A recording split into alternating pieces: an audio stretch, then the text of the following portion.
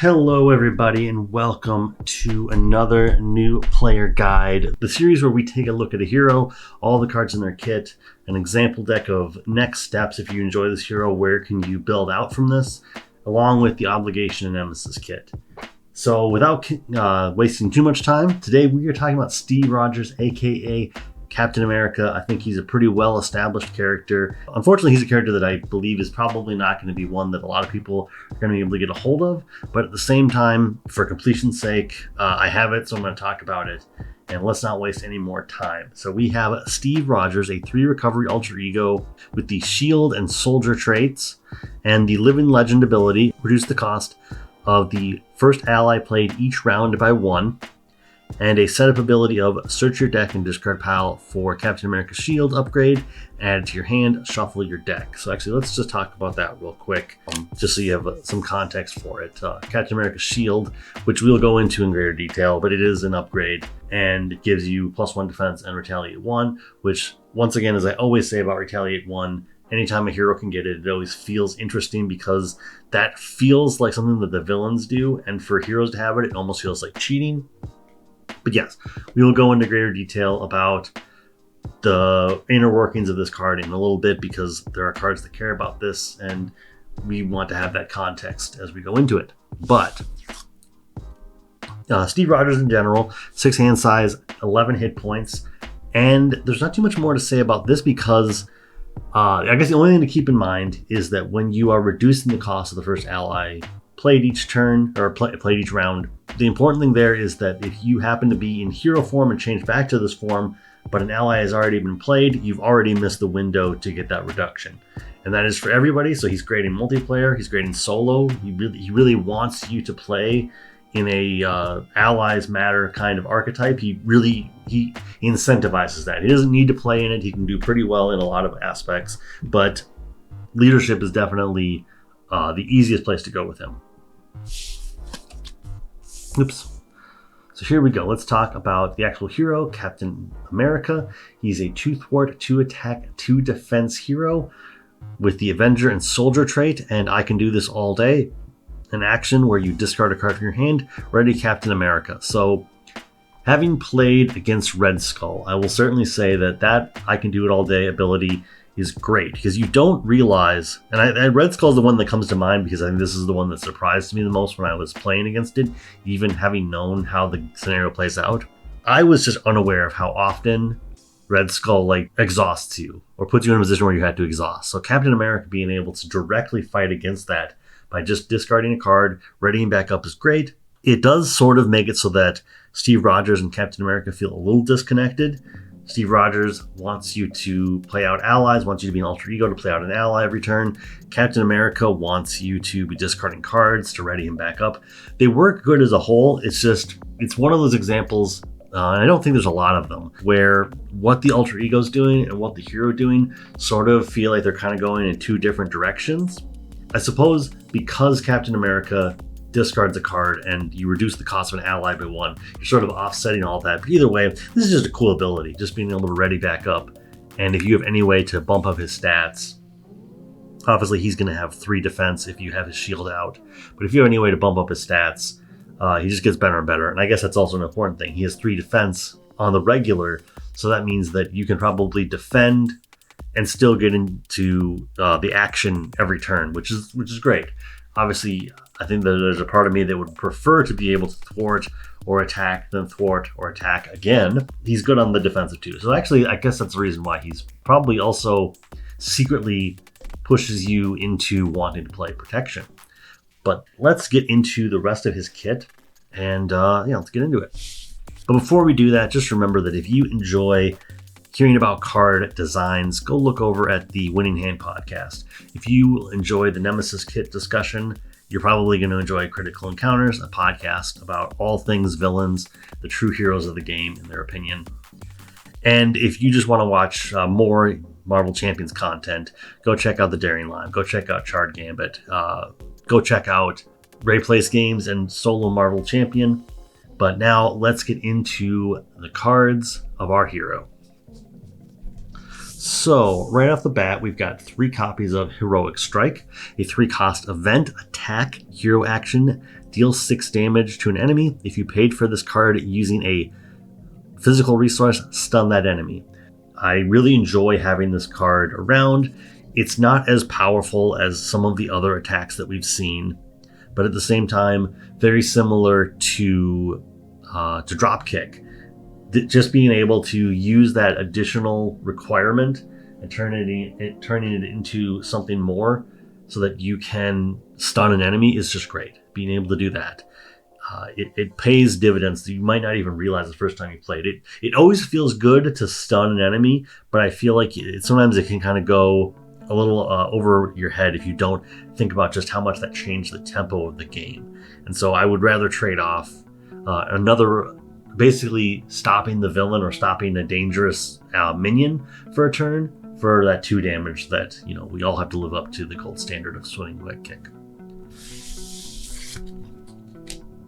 Next up, we have Shield Toss, which is a 0 cost. 2 copies of Shield Toss, a 0 cost event, attack superpower, hero action, attack, discard X cards from your hand, and then return Captain America's shield from play to your hand, deal 4 damage to X enemies. So this is really cool. This is just a nice way to do something very similar to what makes Thor's Lightning Strike card really good, is using having multiple enemies get damaged by the same attack. Same thing with something like Giant Stomp, where that Ant-Man does a good amount of work.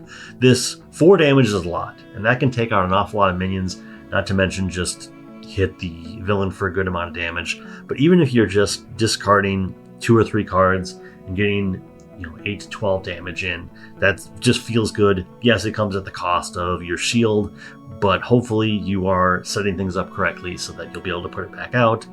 Regardless, I do think that very similar to Hammer Throw, the shield coming back to your hand at a cost is, I think, a good trade-off. You give away some of your defensive power for a turn for the ability to just mass take out a bunch of stuff. And unlike something like Lightning Strike that I do think very highly of, this just being able to not be restricted by the resources you're using. If this was basically the same as Lightning Strike, but still 0, where you return the shield to your hand, but it did 4 damage, but you had to discard physical resources. I think that would be flavor-wise pretty cool, but I think that it would not be as good of a card. I like this card. It's hard to say much more about it because I feel like at this point I'm just repeating myself, but yeah, it is a difference maker in a way that I absolutely love. All right, and then let's get into Shield Block, a 0 cost event. Defense, interrupt, defense. When you would take any amount of damage, exhaust Captain America's shield, prevent all that damage. So very similar to something like Backflip or Wiggle Room or Mass Increase. You are just preventing a bunch of damage. Obviously 2 of those are preventing all the damage. This is just like that. Wiggle Room feels like you're doing it because you have the capacity to prevent 6 damage, which might as well be all of it. I do like the overlap here with Cap's shield. It means that while you could do this and then Shield Toss, you couldn't do Shield Toss and then Shield Block. Unless you really set up your hand correctly or, you're playing everything. But just overall, this is a very thematic card. I understand why it does what it does. It feels like it's just, it's very intuitive. You're using the shield to prevent all the damage. The shield is very, very strong. That's established. Everyone who knows Captain America knows that his shield is very strong. And yeah, this is just a way to keep his rather high life total. He has 11 hit points, and this just allows you to really dig in and stop a bunch of damage and just, like you said, you can do this all day. You can just keep going and going and going, and that makes this card really fun. But yes, let's take a second to just kind of now that we know what we're doing with the shield beyond just retaliate and defense one, let's just take a second to look at Captain America's shield. So it's a 1 cost upgrade item. It's restricted, and Captain America gets +1 defense and gains retaliate 1. As I said before, retaliate 1 is something that just feels like it's a villain ability. So heroes being able to do it is just makes them feel like they're stronger, that they're better. I think giving Captain America the 3 defense is interesting because then that means that you can use his I can do this all day to not only defend and take very little damage, but then ready right back up by discarding a card. I like the sort of Captain America discarding on a regular basis kind of thing that we've seen already in this kit, but just this card does exactly what it's supposed to do. It's very similar to Mjolnir, except for Mjolnir you can go and grab multiple times, whereas Captain America's shield only bounces back, or you can only grab it once per game with the setup ability. But just in general, yeah, I think just having a one cost bump up your defense and gain retaliate, like if that was just a aspect card, I think it would be one of the best aspect cards, probably in protection. I think it would be a staple in protection, and I'm happy to have it here because it just feels like what Captain America should be doing. Next up, we've got 2 copies of Fearless Determination, a 0-cost event superpower hero action. Captain America gets +1 thwart until the end of the phase and draw a card. It's interesting just how, I don't know that I realized how inexpensive his kit is. Obviously the heroic strike costs 3, but everything else is like 0 and 1. It just feels so inexpensive. It feels like it really helps to bring his I'm going to discard things full circle. Because everything is so inexpensive, you only need to have Fearless Determination in your hand to use this. And the fact that it draws you another card is great. And then that card you can use to do, I can do this all day. And it just feels really powerful. And yeah, this, I mean, I'm kind of bearing the lead here, but just being able to bump him up to 3 thwart for a turn makes him very well-rounded. I'm always thinking of Mario from Smash Brothers when I think of well-rounded characters. Like, they don't excel in anything particularly, but they are just the baseline good hero. And I think characters like Captain America and Nick Fury, and who was the other one that I just did a couple weeks ago that had 2/2/2 stats? I don't remember now. It was definitely not the Hulk. It was definitely not Miss Marvel. I don't remember now, but like just anytime you see those 2/2/2 stats, you just feel like, okay, yeah, you've got this character is just an all-around good character that is a nice blank template to do whatever you need to do. Being able to thwart for 3 buys you so many turns, and yeah, it just makes Captain America feel that much more impressive. Importantly, we have 2 copies of Super Soldier Serum, 2-cost upgrade item resource, and resource, not hero resource. That's important. Exhaust Super Soldier Serum, generate a physical resource. So this is going to help you to do the heroic strike, to pay for that, to fit that requirement. Just in general, when a hero has a resource generator, that's always good. It helps their economy. Having 2 copies of it and having them not be unique cards, that would be really rude if they gave you unique cards, then you give you 2 copies. It's like, oh, I can play one of these, but I can't play the other. But yeah, just overall, I enjoy resource generators when they're just in the kit. It's one less card slot that I need to worry about. It's one less thing I need to worry about, and just go, yeah, this character is just going to have a good economy, and we're just going to move from there. But now let's get into the other one-ofs. We are just rocketing through Captain America. So let's talk about Captain America's helmet. Captain America's helmet is a 1-cost upgrade armor. It has an interrupt when Captain America would be defeated. Set his life point dial to 1 instead, then discard this card. I have made the mistake of removing this from the game the 1 or 2 times that I've run across this. This is a card that just comes back. You can just do this again. You just set him up, you just let him take with the damage, go to 1, get it back, shuffle it back in, find it again.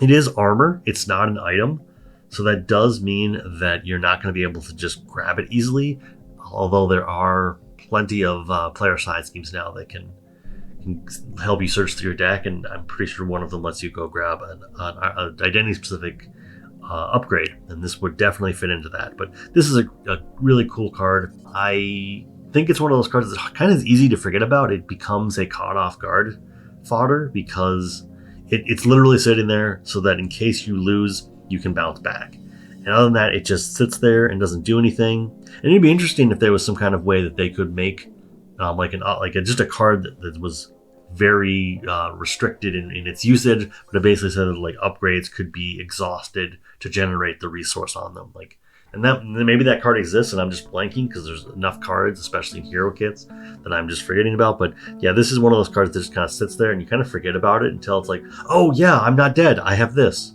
But overall, thematic, and keep it around as much as possible and don't remove it from the game. Then we've got Steve's Apartment, a 1-cost support location, alter ego action, exhaust Steve's Apartment, draw 1 card and heal 1 damage from Steve Rogers. So I like this. I like that you're drawing cards. I like that you're healing back some. Not always my top concern because Steve has so many ways to mitigate damage, but at the same time, if you find yourself an alter ego and you want to draw a card, that extra hit point being recovered is just a good feeling. And for the most part, this is a cheap enough card that you just kind of roll with it. Not too much more to say about it. It's just your typical alter ego support card. Then we've got Agent 13, a 3-cost ally with 2 thwart, 1 attack, and 3 health. It has the shield trait and a response of, after Agent 13 enters play, remove 2 threat from scheme. I wish that there was more ways to just bounce allies back to your hand, because while 3 for 2 threat removal or even 4 threat removal isn't stellar, this is the kind of card that I want to play over and over and over again. Now that we are moving into the world of Agents of S.H.I.E.L.D., I think her shield trait is going to be more important. I think that anything that I took from Sinister Motives gets amplified by Agents of S.H.I.E.L.D. Like, just the shield trait archetype is going up in stock, and I will freely admit that I have not bought in yet.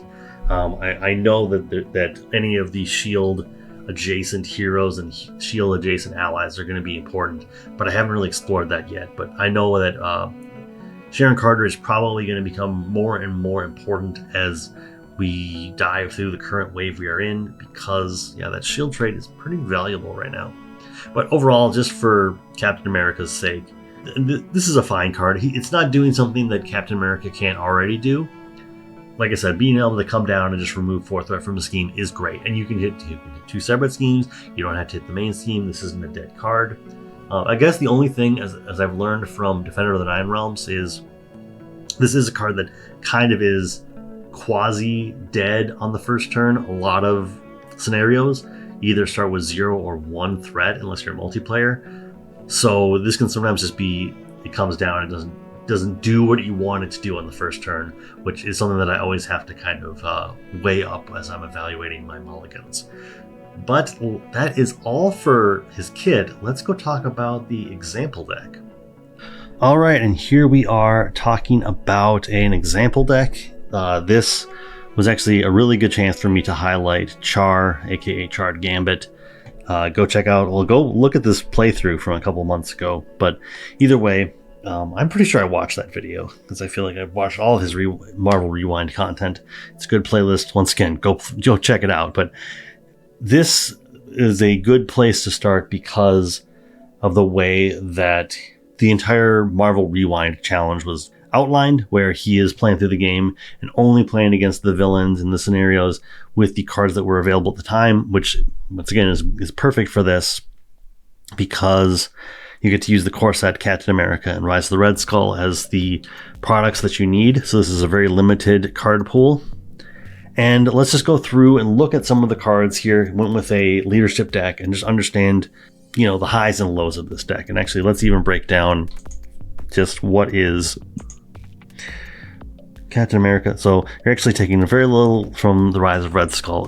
Very little from the Rise of Red Skull, a lot from the core set, and then you've already got the Captain America pack. This is what you're going to go with, but let's go back to types. Okay. And get this centered again. Okay. So going through the allies, and this is a very ally-focused deck. We've got Black Knight, who is a 3-cost ally with 1 thwart, 2 attack, the Avenger trait, and 3 hit points.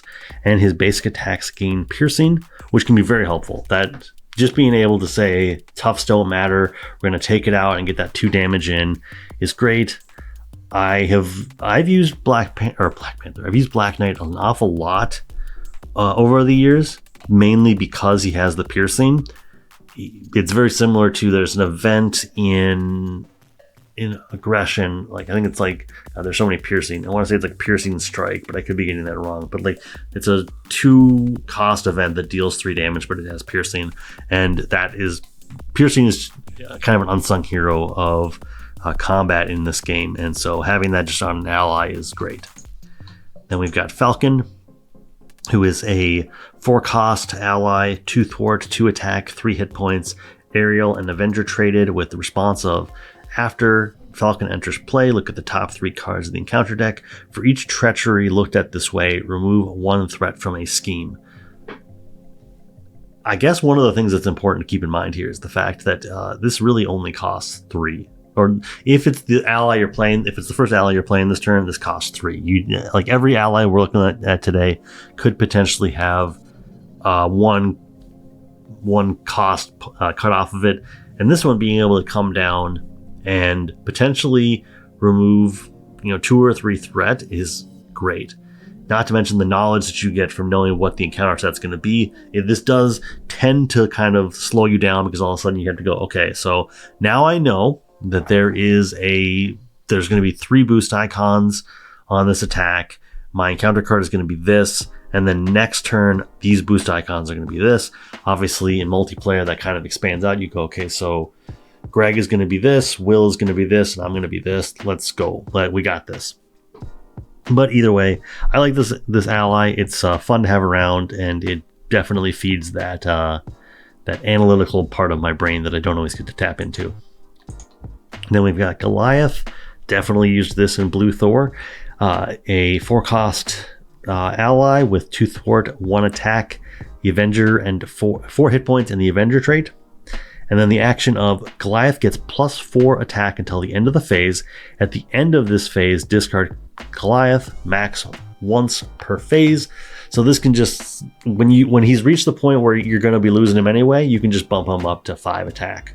So you can get in that first attack for 1, maybe you get in a thwart for 2, or you just, like I said, you just need to make some damage now. And like I said, with the way that the Magneto pack has changed leadership, this can be, he comes down, maybe you sneak attack him in, have him deal 5, make an attack for 5, and then just give your hero +5 attack with the, what is that? Which card is that?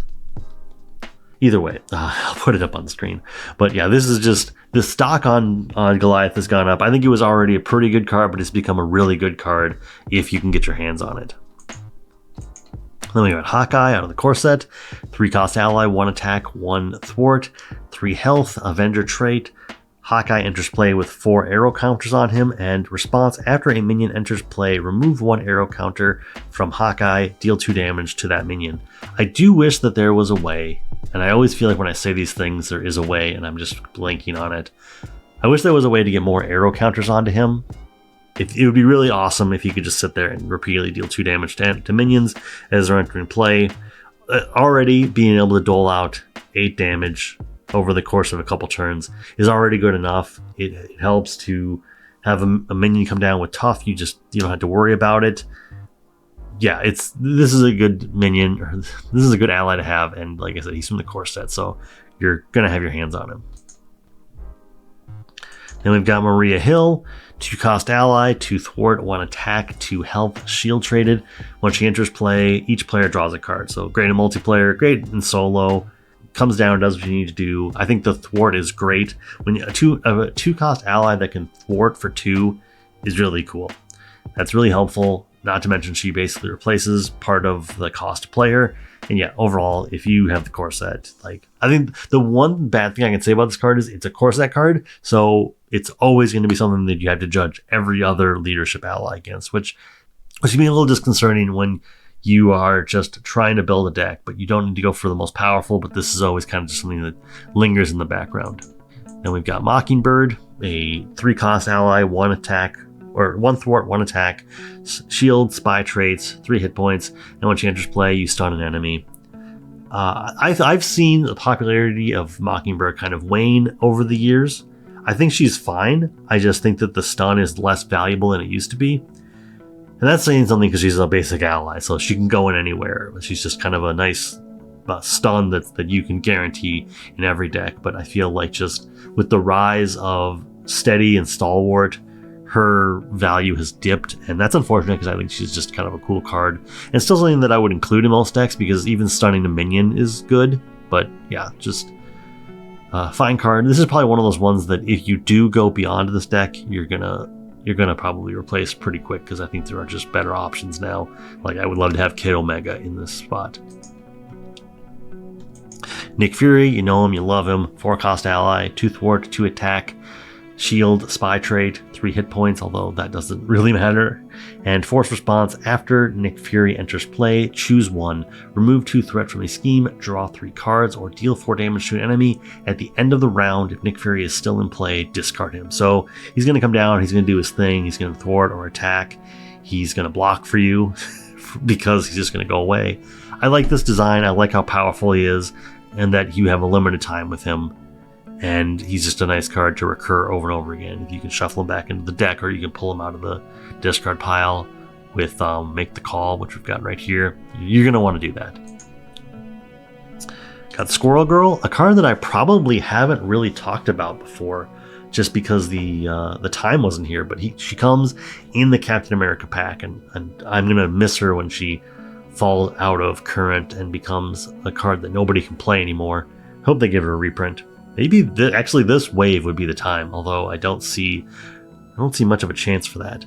But we got Squirrel Girl. She is a 2-cost ally, 1 thwart, 1 attack, 2 health, Avenger traded, and when she enters play, deal 1 damage to each enemy. This is great against Ultron. This is great against just situations where you have a lot of tough minions. Sometimes they get you and they just throw a bunch of minions with tough into the same encounter set, and suddenly a card like Squirrel Girl, it just is the gold standard there. Got US Agent, a 3-cost ally, 1 thwart, 1 attack, retaliate 1, has 5 health and the Avenger trait. Once again, like I've always said over and over again, having retaliate is just a fun ability to have on a heroic character, and as long as you can keep US Agent alive, you get to just ping off a bunch of damage. As long as he survives the attack. This is one of those characters that I definitely, if I can boost up their hit points by 1 or 2, I will do that because you'll pay dividends on that. And last ally is Wonder Man, a 2-cost ally, 1 thwart, 3 attack, 3 hit points, Avenger traded. As an additional cost for Wonder Man to attack, you must discard 1 card from your hand. Captain America is all about discarding cards, so he could definitely have the dog-eared card in hand to make sure that you get that 3 attack in. Once again, in new wave leadership decks with I've got this, you're just going to be able to bump up your hero by 3 attack. That makes a character like Thor even better. I love Thor in leadership now, and yeah, this is the kind of card that really kind of makes that happen. Then we've got Avengers Assemble, which is a 4-cost event, max 1 per round. Hero action, ready each Avenger character you control. At the end of the phase, until the end of the phase, each Avenger character in play gets +1 thwart, +1 attack. So when you are playing a very trait-locked deck or a trait-locked game where a lot of people at the table are playing Avengers characters, this can just be a rallying call. This can be the Avengers Assemble and just finish off the game. Had this in play the other day I don't think it did come into play. My friend had it. He was playing Ant-Man and we were going up against Batroc. We won that scenario, so I can say that I am 1 for 2, or I am 1 and 2 against Batroc. 3 attempts, I've won once. But Avengers Assemble was definitely part of the math. Like, is this going to help us to really go the distance? And yeah, well, like I said, when you are in a scenario where you have a bunch of Avengers characters, this can just be a ready up everything on your table, do it again. It's a nice kind of glass cannon final shot at the villain. Then we've got Lead from the Front, a 2-cost event, tactic traded with the hero action. Choose a player. Each character that player controls gets +1 thwart, +1 attack until the end of the phase. This is a core set card, so you're probably aware of it. We've also seen it reprinted during the X-Men waves. I want to say that was during the Age of Apocalypse. Maybe it was during next evolution, but either way, this is just good. It's nice to have. Same thing with what I said about Avengers Assemble, minus readying everything up, just giving all the characters a player controls +1 in the important stats is pretty stellar and makes for changes the math in a way that's really fun. Then we've got Make the Call, 0 cost event, hero action, pay the printed cost of an ally in any player's discard pile, put that ally into play under your control. So this is a nice way to get around requirements or any kind of trait locking. But yeah, it's a core set card. You know what, you probably love it. It does what it needs to do, and it's very helpful, especially in a deck that has 11 allies in it. This will get use every time. Then we got the double resources. We've got the power of leadership, because we've definitely, I would say you want to have at least 7 or 8 minimum cards that need double, that cost 2 or more of the whatever aspect you're in for this to be relevant. We have hit that quota. You will use it. Avengers Mansion, 4 cost support. So you can't find it with the side scheme that looks for supports. Build support, I believe. Max 1 per player. Action, exhaust Avengers Mansion. Choose a player. That player draws a card. Oh, I realized that when I played this the other night, I was using this just as a helicarrier. My friend was giving me the ability to draw cards. I was not doing that. Mistakes do occur. So yeah, this is just a staple card. It's nice to kind of just help you draw through your deck and dig a little bit deeper. And yeah, all power to them. We've got Avengers Tower, a card that I have not had a card that I have not had the pleasure of talking about yet. So it is a 2 cost support. Avengers location traded. If each of your allies has the Avenger trait, increase your ally limit by 1. And then there's an action, exhaust Avengers Tower, reduce the cost of the next Avenger ally you play this phase by 1. Notably, this is not a hero action, so combined with Steve Rogers, you can reduce the cost of an Avenger you play by 2 if it's the first ally getting played. Overall, nice to have the ally limit boosted up. I think the Triskelion is in this deck, so we're going to see the Triskelion as well. But yeah, I like it, and it serves its purpose. Got Helicarrier, which I alluded to before. 3 cost support, location, shield traded, max 1 per player. Exhaust Helicarrier, choose a player, reduce the resource cost of the next card that player plays by 1. Yeah, just good card. You're probably well aware of it. It's a nice card. If you're playing 4-player and everybody can have a Helicarrier out, it just can improve the way that the team is able to kind of move through the scenario. Quinjet, which is the one card I want to work that I sometimes say I don't know why you have this in here. So it is a 1 cost support Avenger vehicle with the response of, after your turn begins, place 1 time counter on Quincarrier. And then an action of, put a Avenger ally from your hand into play with the printed cost equal to or less than the number of time counters on Quinjet, then discard Quinjet. So here are my problems with this. 1, this is really slow. It's really slow, and I think the fact that we haven't seen something like this since points to the fact that the game designers realized that this was not as good as they wanted it to be. And I think the fact that you discarded is also a thing. If you removed all the counters, that would be a strike against it, but at least you would still have it in play.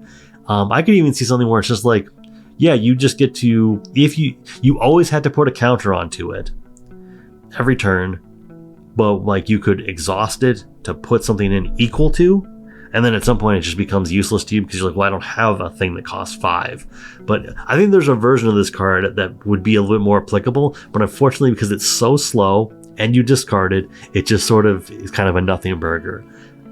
Beyond that, I think that just the idea of this card is really cool. I just think that the execution kind of missed its mark a little bit. We've got team training, 2 cost support, condition, play under any player's control, max 1 per player. Each ally you control gets +1 hit points. This is just nice. It's not trait locked. It doesn't need you to have everything be the same. It's not the same as a team card. And just, yeah, being able to give your allies an extra hit point takes characters like US Agent, or who was the other one that I was thinking of when I looked at this card? I mean, it makes Black Knight just better. Maybe it was Wonder Man. Well, yeah, Wonder Man, he has pretty low health, right? I'm thinking of that. Yeah, he has okay health, but yeah, I think just giving him an extra hit point just so that he can continue to deal 3 is pretty cool. Then we've got the Triskelion, which I alluded to before, a 1-cost support, location, shield trait, increase your ally limit by 1. So super simple, and yeah, just it's nice, especially in a deck that has 11 allies. And I like that this isn't trait locked, so if you want to play with the X-Men or X-Force or anything, you can still do that. You can still get use out of this. And that is it. So that is the deck. Went a lot longer than I was expecting, but that's because we had so many one-offs here. But yeah, let's go talk about the Obligation and Nemesis kit and wrap this video up. And we are back. We're going to talk about Man Out of Time, his Obligation, which is give to the Steve Rogers player. You may flip over to Alter Ego, then choose to either exhaust Steve Rogers and remove Man Out of Time from the game, or discard half the cards in your hand rounded down. Discard this Obligation. For the longest time, I did not understand the thematics of discard half the cards in your hand rounded down, until I kind of realized that so much of his deck revolves around the cards in your hand. Obviously, you can just get them all back. You can get your hand back into position next turn, but that definitely kind of puts a hiccup into everything, because then suddenly, yes, you can probably still do, I can do this all day when you draw this, but you're gonna be limited on what else you can do. And granted, as we already talked about, the economy of Captain America is pretty good. So if you think you're not going to go through the deck again, it might not be so bad to discard half your hand and just kind of don't lose the momentum of going to Alter Ego and having to figure out from there, exhaust Steve Rogers, and suddenly, yes, you can easily counteract that. You can just flip back over to hero form and discard a card to ready him back up. But at that point, this card has kind of really put a dent in what you're trying to do. I think this is an Obligation that really plays into what is going on in the moment.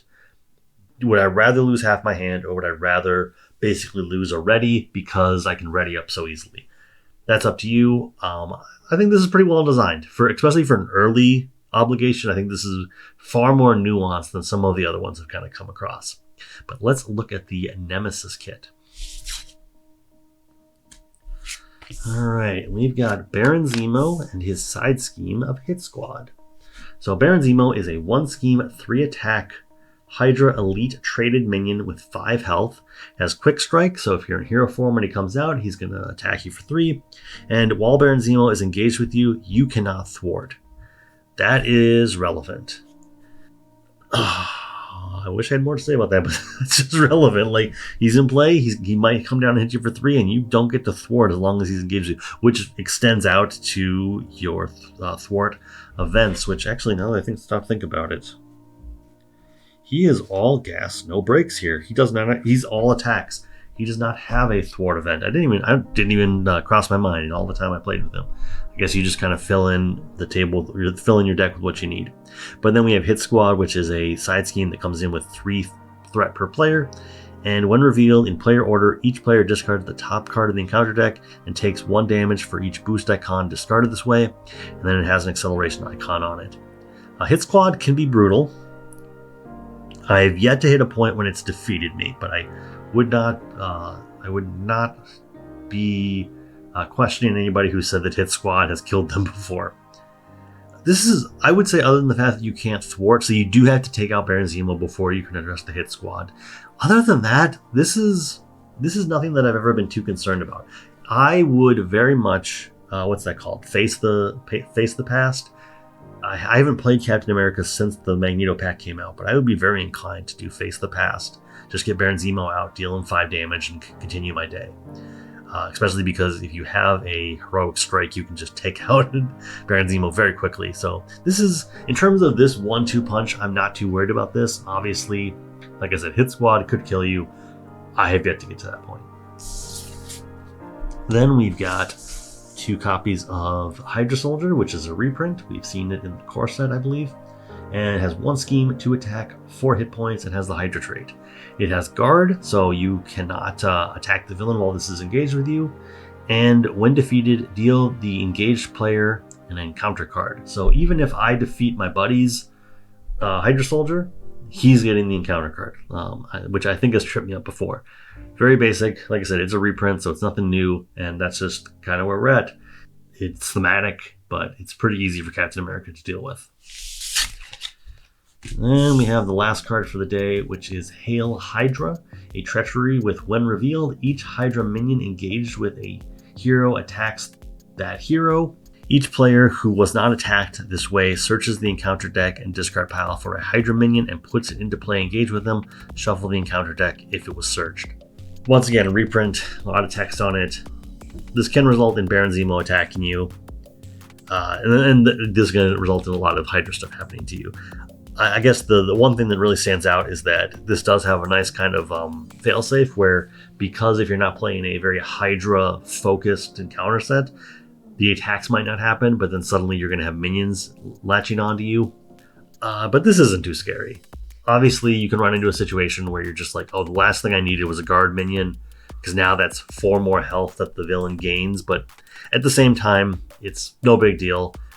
Pretty basic, and yeah, I don't fear it.